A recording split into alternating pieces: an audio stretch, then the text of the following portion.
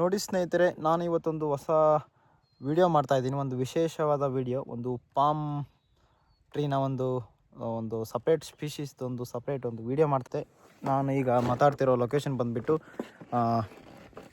ಚಿತ್ರದುರ್ಗ ಜಿಲ್ಲೆಯ ಮೊಳಕಾಲ್ಮೂರು ತಾಲೂಕಿನ ರಾಂಪುರ ಬಳಿ ಇರುವ ದೇವಸಮುದ್ರ ದಾಟ್ಕೊಂಡು ವಿಟ್ಲಾಪುರ ದಾಟ್ಕೊಂಡು ವೆಂಕಟಾಪುರ ಬಳಿ, ವೆಂಕಟಾಪುರದಿಂದ ಒಂದು 2 ಕಿಲೋಮೀಟ್ರ್ ಮುಂದ್ಗಡೆ ಬಂದರೆ ಇಲ್ಲಿ ಲೆಫ್ಟಲ್ಲಿ ನೋಡ್ಬೋದು. ನಿಮಗೆ ಇಲ್ಲ ತಾಳೆ ಮರ ಕಾಣ್ತಾ ಇದೆ ಅಲ್ವಾ? ಇಲ್ಲಿ ನೋಡ್ಬೋದು, ಇಲ್ಲೊಂದು ಮಣ್ಣಿನ ದಾರಿ ಇದೆ. ಇಲ್ಲಿ ಲೆಫ್ಟಲ್ಲೇ ಹೋಗ್ತಾ ಇದೇ ದಾರಿಲಿ ಹೋಗುತ್ತೆ. ಸ್ಕೂಟಿ ತಗೊಂಡು ಹೋಗೋಣ. ಅಲ್ಲಿ ನೋಡ್ಬೋದು ಒಂದು 18 ಪಾಮ್ ಟ್ರೀಸ್ ಇದೆ ಇಲ್ಲೆಲ್ಲ.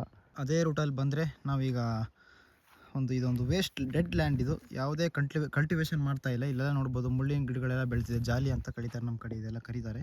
ನೋಡ್ಬೋದು, ಇಲ್ಲಿ ನೋಡ್ಬೋದು ಎಷ್ಟು ಸಮೃದ್ಧವಾಗಿ, ಎಷ್ಟು ಹೆಲ್ತಿಯಾಗಿ ಬೆಳೆದು ನಿಂತಿರುವ ತಾಳೆ ಮರಗಳು. ಇದು ಬಂದ್ಬಿಟ್ಟು ಒಂದು ಟೈಪ್ ಆಫ್ ಪಾಮ್ ಟ್ರೀ ಅಂತ ಕರೀತಾರೆ. ಕನ್ನಡದಲ್ಲಿ ತಾಳೆ ಮರ ಅಂತ ಕರೀತಾರೆ, ತೆಲುಗಲ್ಲಿ ತಾಟಿ ಚೆಟ್ಟು ಅಂತ ಕರೀತಾರೆ, ಇಂಗ್ಲೀಷಲ್ಲಿ ಕಾಮನ್ ನೇಮ್ ಬಂದುಬಿಟ್ಟು ಏಷ್ಯನ್ ಪಾಮೆರಲ್ ಪಾಮ್ ಅಂತ ಕರೀತಾರೆ. ಅಂತ ಹೇಳಿದರೆ ವೈನ್ ಪಾಮ್ ಅಂತ ಕರೀತಾರೆ, ಟೋಡಿ ಪಾಮ್ ಅಂತ ಕರೀತಾರೆ, ಶುಗರ್ ಪಾಮ್ ಅಂತಲೂ ಕರೀತಾರೆ, ಟಾಲ್ ಪಾಮ್ ಅಂತ ಕರೀತಾರೆ. ನೋಡ್ಬೋದು ಎಷ್ಟು ಹೈಟ್ ಇದೆ ಅಂತ ಹೇಳಿದರೆ, ಇದು ಸುಮಾರು ಎಷ್ಟು ಹೈಟ್ ಇದೆ ನೋಡ್ಬೋದು. ಅದಕ್ಕೆ ಇನ್ನೂ ಸಿಕ್ಕಾಪಟ್ಟೆ ಹೈಟ್ ಬೆಳೆಯುತ್ತಿದ್ದು ಟಾಲ್ ಪಾಮ್ ಅಂತ ಕರೀತಾರೆ. ಮತ್ತೇನು ತೋರಿಸ್ತೀನಿ ಅಂತ ಹೇಳಿದರೆ, ಸೀಡ್ ಸೆಲೆಕ್ಷನ್ ಹೇಗೆ ಮಾಡಬೇಕು, ಇದನ್ನು ಹೇಗೆ ಬೆಳೆಸಬೇಕು, ಎಷ್ಟು ಹೈಲಿ ಸೆನ್ಸಿಟಿವ್ ಪ್ಲ್ಯಾಂಟ್ ಅಂತ ಹೇಳಿದರೆ, ಮತ್ತು ಅಷ್ಟು ರಫ್ ಆ್ಯಂಡ್ ಟಫ್ ಪ್ಲ್ಯಾಂಟ್ ಇದು. ಇಲ್ಲಿ ಕೆಳಗಡೆ ಎಲ್ಲ ಸುಮಾರು ಬೀಜ ಬಿದ್ದು ಆಟೋಮೆಟಿಕ್ಕಾಗಿ ಅವೇ ಬೆಳೆದಿದ್ದಾವೆ. ಯಾರೂ ನೀರು ಹಾಕಿಲ್ಲ, ಏನಿಲ್ಲ ಅಂತಂದ್ರೆ ಒಂದು 80ರಿಂದ 100 ಸಸಿಗಳಿದ್ದಾವೆ. ಚಿಕ್ಕ ಸ್ಪ್ರೌಟ್ ಆಗಿರುವಂತಹ ಸಸಿಗಳು ತೋರಿಸ್ತೀನಿ.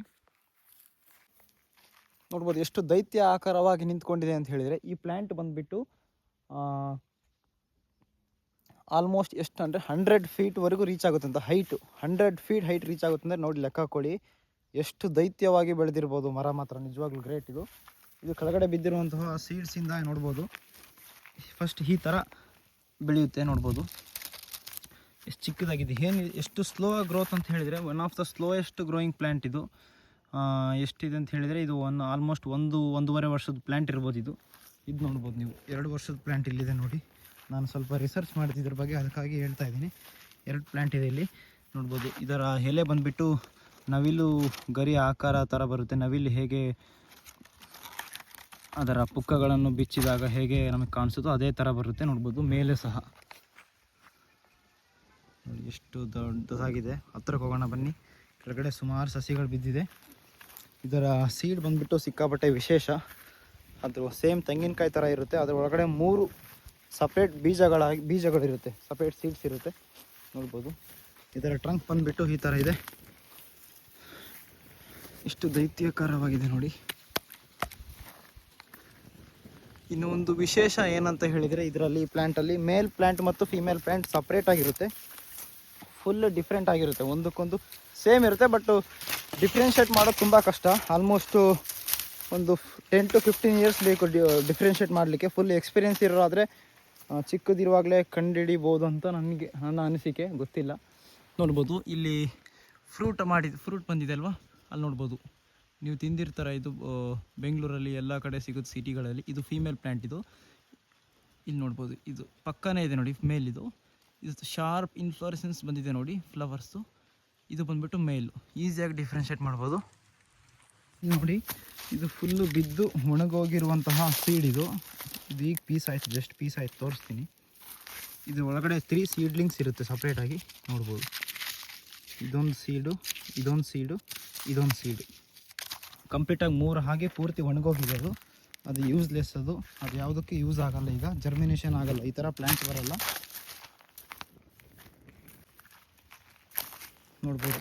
ಈ ಥರ ಇರುತ್ತೆ. ಇದರ ಆಂಧ್ರ ಮತ್ತು ತಮಿಳು ಪ್ರಾಂತ್ಯದಲ್ಲಿ ಏನು ಮಾಡ್ತಾರೆ ಅಂತ ಹೇಳಿದರೆ, ಇದರಿಂದ ಗುಡಿಸ್ಲಿ ಕಟ್ಕೋತಾರೆ, ಮೇಲೆ ಚಪ್ರ ಹಾಕ್ತಾರೆ ನೆರಳಿಗಾಗಿ. ಅಷ್ಟು ದೊಡ್ಡದಾಗಿದೆ ಅದು. ನಿಮಗೆ ತೋರಿಸ್ತೀನಿ. ಒಂದು ಮೇಲು ಇನ್ಫ್ಲೋರೆಸೆನ್ಸ್ ಬಿದ್ದಿದೆ. ಇನ್ಫ್ಲೋರೆಸೆನ್ಸ್ ಅಂದರೆ ಫ್ಲವರ್ ಬೀರಿಂಗ್ ಆರ್ಗಾನ್ ಅಂತ ನಮ್ಮ ಸೈನ್ಸಲ್ಲಿ ನೋಡ್ಬೋದು. This is the male flower. ಇದು ಫುಲ್ಲು ಒಣಗೋಗಿದೆ. ಮೇಲು ಫೀಮೇಲ್ 2 ಇರಲೇಬೇಕು ಪರಾಗಸ್ಪರ್ಶ ಆಗಲಿಕ್ಕೆ. ಅದಾದ ನಂತರನೇ ನಿಮಗೆ ಫ್ರೂಟ್ ಬಿಡಲಿಕ್ಕೆ ಸ್ಟಾರ್ಟ್ ಆಗುತ್ತೆ. ಇದು ಪಾಮ್ ಟ್ರೀಸ್ ನೋಡ್ಬೋದು. ಈ ಪ್ಲ್ಯಾಂಟ್ ಬುಡದಲ್ಲೇ ಜಾಲಿ ಮರ ಇದೆ, ಒಂದು ಸ್ವಲ್ಪನೂ ನೀರಿಲ್ಲ. ಇದು ಎಷ್ಟು ವೇಸ್ಟ್ ಲ್ಯಾಂಡ್ ಅಂತ ಹೇಳಿದರೆ, ಫುಲ್ಲು ಮರಳು ಇದೆ ಮತ್ತು ಬ್ಲ್ಯಾಕ್ ಸಾಯಿಲ್ ಮಿಕ್ಸ್ ಇದೆ ಈ ಲ್ಯಾಂಡಲ್ಲಿ. ಆದರೆ ಎಷ್ಟು ಸಮೃದ್ಧವಾಗಿ ಬೆಳೆದಿದೆ ಅಂತ ನೋಡ್ಬೋದು. ಸಖತ್ತಾಗಿದೆ. ಯಾರು ಇದು ಕಲ್ಟಿವೇಷನ್ನೇ ಮಾಡ್ತಾಯಿಲ್ಲ, ಒಂದು ಸ್ವಲ್ಪನೂ ನೀರು ಹಾಕಿಲ್ಲ. ಆದರೂ ನೋಡ್ಬೋದು ಇಲ್ಲಿ ಚಿಕ್ಕ ಚಿಕ್ಕ ಸಸಿಗಳು ಹೇಗೆ ಇದೆ. ಫಸ್ಟು 5 years ತುಂಬ ಸ್ಲೋ ಆಗಿ ಗ್ರೋ ಆಗುತ್ತಿದ್ದು. ಇದು ಗ್ರೋ ಆಗೋ ಸ್ಟೈಲೇ ಡಿಫ್ರೆಂಟಾಗಿದೆ. ಹೇಗೆ ಅಂತ ಹೇಳಿದರೆ, ಫಸ್ಟು ಸೀಡ್ಲಿಂಗ್ ನೀವು ಪ್ಲ್ಯಾಂಟ್ ಮಾಡಿದ ತಕ್ಷಣವೇ 3 to 4 months ಇದು ರೂಟ್ ಸಿಸ್ಟಮ್ ಬಿಲ್ಡ್ ಮಾಡೋದ್ರೊಳಗಡೆ ಟೈಮ್ ತೊಗೊಳುತ್ತೆ. First it will grow the root system and ಮತ್ತು ಒಳಗಡೆ ಟ್ಯೂಬರ್ ಫಾರ್ಮೇಷನ್ ಮಾಡ್ಕೊಳುತ್ತೆ ಫುಲ್ಲು ಸ್ಟ್ರಾಂಗ್ ಪ್ಲ್ಯಾಂಟ್ ಆಗಲಿಕ್ಕೆ. ಅದಾದ ನಂತರ ಮೇಲೆ ಶೂಟ್ ಸಿಸ್ಟಮ್ ಸ್ಪ್ರೌಟ್ ಆಗುತ್ತೆ ಹೊರಗಡೆ ಭೂಮಿಯಿಂದ. ಆವಾಗಿಂದ ಸ್ಲೋ ಆಗಿ ಗ್ರೋ ಆಗುತ್ತೆ. ಇಲ್ಲಿ ಒಂದು 5 ವರ್ಷದ ಒಂದು ಪ್ಲ್ಯಾಂಟ್ ಇದೆ. ಎಷ್ಟು ಹೆಲ್ತಿಯಾಗಿ ಮತ್ತು ಎಷ್ಟು ಸಮೃದ್ಧವಾಗಿ ಬೆಳೆದಿದೆ ಅಂತ ಹೇಳಿದ್ರೆ ನೋಡೋಣ ಬನ್ನಿ. ನಾವು ಮೊನ್ನೆ ನೋಡ್ಕೊಂಡು ಹೋಗಿದ್ದು ಬಂದು ಪ್ಲ್ಯಾಂಟ್ ಇದು. ಈ ಥರ ಮರ ಇದೆ ಅಲ್ವಾ, ಈ ಮರಗಳು ಎಲ್ಲಿ ತುಂಬ ನೋಡಲಿಕ್ಕೆ ಸಿಗುತ್ತಂತ ಹೇಳಿದರೆ ನಿಮಗೆ ತಮಿಳ್ನಾಡು ಮತ್ತು ಆಂಧ್ರ ಮತ್ತು ತೆಲಂಗಾಣ ರೀಜನಲ್ಲಿ ನೋಡ್ಬೋದು. ಸೌತ್ ಏಷ್ಯಾ ಅಂತ ಕರೀತಾರೆ. ಸೌತ್ ಏಷ್ಯಾ ಅಂತೇಳಿದ್ರೆ ಇಂಡೋನೇಷ್ಯಾ, ಮಯನ್ಮಾರು, ನಮ್ಮ ಸೌತ್ ಇಂಡಿಯಾನಲ್ಲಿ ಜಾಸ್ತಿ, ಮತ್ತು ನಾರ್ತ್ ಇಂಡಿಯಾದಲ್ಲಿಲ್ಲ. ಪಾಕಿಸ್ತಾನ, ಬಾಂಗ್ಲಾದೇಶ್ ಇಲ್ಲೆಲ್ಲ ನೋಡ್ಬೋದು ಈ ಪ್ಲ್ಯಾಂಟ್ಸ್ ಎಲ್ಲ. ಸಿಕ್ಕಾಪಟ್ಟೆ ರ್ಯಾಂಡಮಾಗಿ ಬೆಳೀತೆ, ಯಾರು ಇದನ್ನು ಕೇರ್ ತಗೊಂಡು ಬೆಳೆಸಲ್ಲ. ಎಷ್ಟು ಅದ್ಭುತವಾಗಿ ಬೆಳೆದಿದೆ ನೋಡ್ಬೋದು. ನೋಡಿ, ಇದು ಸಹ ಮೇಲ್ ಪ್ಲ್ಯಾಂಟ್, ಇದು ಮೇಲ್ ಪಾಮ್ ಪ್ಲ್ಯಾಂಟ್ ಅಂತ ನೋಡ್ಬೋದು. ಇಲ್ಲಿ ಶಾರ್ಪ್ ಇನ್ಫ್ಲೋರೆಸೆನ್ಸ್ ಬಂದಿದೆ ಅಲ್ವಾ, ಇದ್ರ ತುಂಬ ಹೂ ಇರುತ್ತೆ. ಈ ಹೂ ಗಾಳಿಗೆ ಮತ್ತು ಇನ್ಸೆಕ್ಟ್ ಮೂಲಕ ಪರಾಗಸ್ಪರ್ಶ ಆಗಿ ರೀಪ್ರೊಡಕ್ಷನ್ ಆಗಿ ನಮಗೆ ನೆಕ್ಸ್ಟು ಫ್ರೂಟಿಂಗ್ ಸ್ಟಾರ್ಟ್ ಆಗುತ್ತೆ. ನೋಡ್ಕೊಳ್ಳೋಣ. ಸೈಂಟಿಫಿಕ್ ಇಂಟ್ರೊಡಕ್ಷನ್ನು, ಕ್ಲಾಸಿಫಿಕೇಷನ್ ಇದು ಬಂದುಬಿಟ್ಟು ಅರೇಕಿಸಿ ಫ್ಯಾಮಿಲಿಯಲ್ಲಿ ಬರುತ್ತೆ. ನಮ್ಮ ಮಲೆನಾಡು ಕಡೆ ಹೇಗೆ ಅರೇಕಾ ನಟ್ಟು ಮತ್ತು ಕೊಕೊನಟ್ ಹೇಗಿದೆ, ಅರೇಕಿಸಿ ಫ್ಯಾಮಿಲಿ ಬರುತ್ತೆ. ಇದು ಜೀನಸ್ ಬಂದುಬಿಟ್ಟು ಬೋರೋಸೋಸ್ ಅಂತ. ಈ ಟೈಪ್ ಆಫ್ ಸ್ಪೀಷೀಸ್ ಯಾವುದಂತ ಹೇಳಿದರೆ ಫ್ಲ್ಯಾಬೆಲ್ಲಿ ಫೆರ್ ಅಂತ. ಬೋರೋಸೋಸ್ ಫ್ಲ್ಯಾಬೆಲ್ಲಿ ಫೆರ್ ಅಂತ. ಅದು ಸೈಂಟಿಫಿಕ್ ನೇಮ್. ಅದು flabellifer is the scientific name.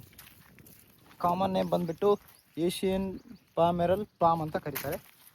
ಅದು ಕಾಮನ್ ನೇಮ್. ಅದು ಇಂಗ್ಲೀಷಲ್ಲಿ ನಮ್ಮ ಸೌತ್ ಏಷ್ಯಾದಲ್ಲಿ ಇದೇ ಥರ ಕರೀತಾರೆ ಎಲ್ಲ ಕಡೆಯೂ ನೋಡ್ಬೋದು. ಇದು ಫೀಮೇಲ್ ಟ್ರೀ ಬಂದುಬಿಟ್ಟು ಎಷ್ಟು ಅದ್ಭುತವಾಗಿದೆ ನೋಡಿ. ಇಲ್ಲಿ ಸೀಡ್ಸ್ ಇದೆ ಅಲ್ವಾ, ಅಲ್ಲಿ ಯೆಲ್ಲೋ ಕಲರ್ ಆಗಿದೆ ಅಲ್ವಾ, ತೋರಿಸ್ತೀನಿ ಬನ್ನಿ. ಇಲ್ಲಿ ಯೆಲ್ಲೋ ಕಲರ್ ನಾನು ಬೆರಳು ತೋರಿಸ್ತಾ ಇದ್ದೀನಲ್ವ, ಸ್ವಲ್ಪ ರೈಪಂಡ್ ಆಗಿದೆ. ಆ ಫ್ರೂಟ್ ಬಿದ್ದ ನಂತರ ನಾವು ಸೆಲೆಕ್ಷನ್ ಮಾಡಬೇಕು. ಅದೇ ಒಳ್ಳೆ ಸೆಲೆಕ್ಷನ್ ಅದು. ಇದು ನೋಡಿ, ಇದು ತುಂಬ ವೇಟ್ಲೆಸ್ ಆಗಿದೆ ಮತ್ತು ಡ್ರೈ ಆಗಿದೆ. ಇದು ಸೀಡ್ ತೊಗೊಂಡೋದ್ರು ನೀವು ಹೊಲದಲ್ಲಿ ನಾಟಿ ಮಾಡಿದರೂ ಸಹ ಇದು ಬರಲ್ಲ. ಇದು 3 ಮರ ಇದ್ದಾವೆ. ಇಲ್ಲಿ ಯಾವುದಾದ್ರೂ ಸೀಡ್ ಕೆಳಗಡೆ ಬಿದ್ದಿರುತ್ತಂತ ನಾನು ಬಂದರೆ ಈ 3 ಪ್ಲ್ಯಾಂಟು ಮರ ಸಹ ಮೇಲ್ ಪ್ಲ್ಯಾಂಟ್ಸ್ ನೋಡ್ಬೋದು. ಎಷ್ಟು ದೊಡ್ಡದಾಗಿ ಇನ್ಫ್ಲೋರೆಸೆನ್ಸ್ ಬಿಟ್ಟಿದೆ.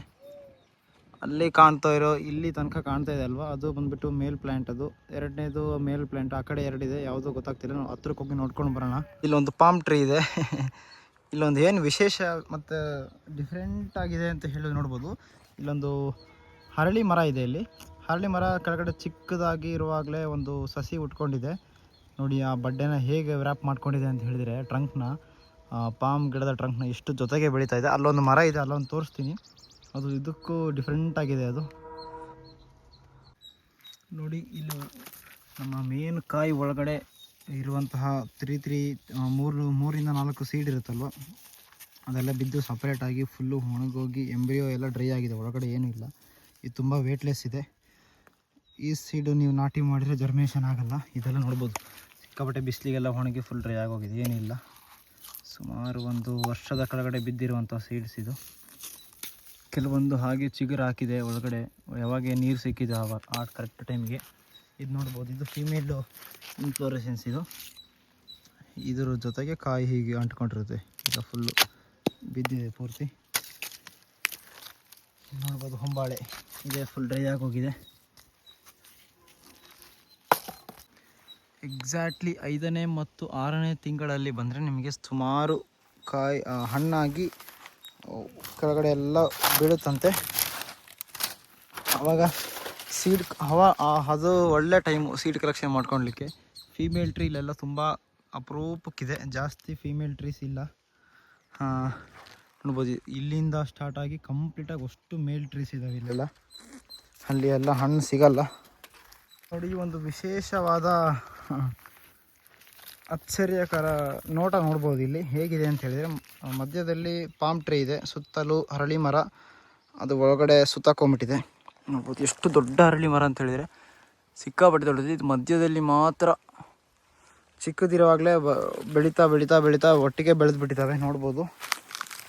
ಈ ಥರ ನೋಟಗಳನ್ನು ನೀವು ಎಲ್ಲಿ ನೋಡಲಿಕ್ಕೆ ಸಿಗೋದೇ ಇಲ್ಲ, ಎಷ್ಟು ಅದ್ಭುತವಾಗಿದೆ ನೋಡ್ಬೋದು. ಮಧ್ಯದಲ್ಲಿದೆ, ಅದು ಸಹ ಫೀಮೇಲ್ ಟ್ರೀ, ಅದು ನೋಡ್ಬೋದು. ಮೇಲಿದೆ ನೋಡಿ ಪಾಮ್ ಟ್ರೀ.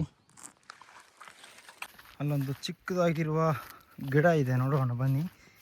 ಇದೆಲ್ಲ ಸಿಕ್ಕಾಪಟ್ಟೆ ಡ್ರೈ ಲ್ಯಾಂಡ್ ಇದು ನೋಡಿ. ಈ ಮರಗಳೆಲ್ಲ ಇಲ್ಲಿದೆ, ಇದು ಉದಿರುವಂತಹ ಬೀಜ ಬಂದುಬಿಟ್ಟು ಗಾಳಿಗೆ ಹೇಗೋ ಬಂದು, ಗಾಳಿ ಮಳೆಗೆ ಬಂದು ಇಲ್ಲಿ ಬಿದ್ದು ಪ್ರಾಪರಾಗಿ ನೀರು ಸಿಕ್ಕಿದೆ ಕರೆಕ್ಟ್ ಟೈಮಿಗೆ. ಅದಕ್ಕೆ ಎಷ್ಟು ಚೆನ್ನಾಗಿ ಬೆಳೆದಿದೆ ನೋಡಿ. ಎಷ್ಟು ಅದ್ಭುತವಾಗಿ ಬೆಳೆದಿದೆ ನೋಡಿದ್ರಾ. ಕೆಳಗಡೆಯಿಂದ ನೋಡಿ ಎಷ್ಟು ಚೆನ್ನಾಗಿ ಎಮರ್ಜ್ ಆಗಿದೆ. ನನ್ನ ಪ್ರಕಾರ ಇದು ಬಂದುಬಿಟ್ಟು ಜಸ್ಟ್ ಒಂದು 2.5 ವರ್ಷ ಆಗಿರ್ಬೋದು ಅನಿಸುತ್ತೆ. 2 ರಿಂದ 2.5 ವರ್ಷ ಗಿಡ ಇರ್ಬೋದು ನೋಡಿ. ಕೆಳಗಡೆಯಿಂದ ಹೇಗೆ ಬಂದಿದೆ, ಇದರ ಬಂದ್ಬಿಟ್ಟು ಫ್ಯಾನ್ ಥರ ರೆಕ್ಕೆ ಥರ ಇದೆ. ಮತ್ತು ಇದನ್ನು ಹೇಗೆ ಕೆಲವು ಕಡೆ ಎಲ್ಲ, ಕೆಲವೊಂದು ದೇಶಗಳಲ್ಲಿ ಹೇಗೆ ಮಾಡ್ತಾರೆ ಅಂತ ಹೇಳಿದರೆ, ತುಂಬ ದೊಡ್ಡ ಮರಗಳಿಂದ ಬಿದ್ದಿರುವ ಫ್ಯಾನ್ ತಗೊಂಡು ಇದನ್ನು ಬೀಚಣಿಕೆ ಥರ ಮಾಡ್ತಾರೆ, ನ್ಯಾಚುರಲ್ ಫ್ಯಾನ್ ಆ ಥರ ಮಾಡ್ಕೋತಾರೆ. ಎಷ್ಟು ಚೆನ್ನಾಗಿದೆ ನೋಡಿ, ಎಷ್ಟು ಹೆಲ್ತಿಯಾಗಿದೆ ಗಿಡ.